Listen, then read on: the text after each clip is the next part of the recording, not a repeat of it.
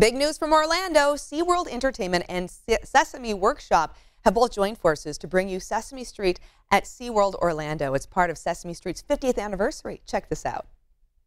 There's a whole lot more to see and do at SeaWorld. The company is celebrating the grand opening of their 6-acre world-class attraction, Sesame Street at SeaWorld Orlando. So we are so excited to welcome guests to SeaWorld Orlando and open Sesame Street here. It's one of our biggest expansions in our parks. There's so much to do. There's over 30 new things for guests to explore and discover, including wet play and dry play areas, immersive interactions throughout the land, 1, 2, 3 Stoop, Mr. Hooper's, Big Bird's Nest. There's a little bit of everything for everyone. And it's just as you'd imagine the iconic Sesame Street neighborhood would be. And of course, everyone's favorite furry friends. See them here and everywhere, including SeaWorld's first ever daily parade. It's our very first parade at SeaWorld Orlando, and we're so excited. You can meet 12 characters. They are all over the street. There's really not a bad place to watch the parade, which is great. When it's time to eat, they've got that covered too. We have 2 specialty food trucks, and there's an interactive within the food truck area. My favorite interactive, actually,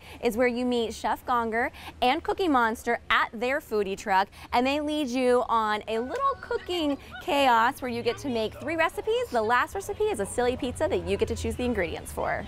And let's not forget the rides. So we have 6 newly themed rides, and the best part is they all have a character overlay to them. There is a Elmo Choo Choo Train, which is one of my favorites, a Super Grover's Boxcar Derby Race, which is a first coaster for a lot of little ones. For more information or to plan a trip, check out SeaWorldOrlando.com/Sesame Street. This interview involves commercial content. The products and services featured appear as paid advertising.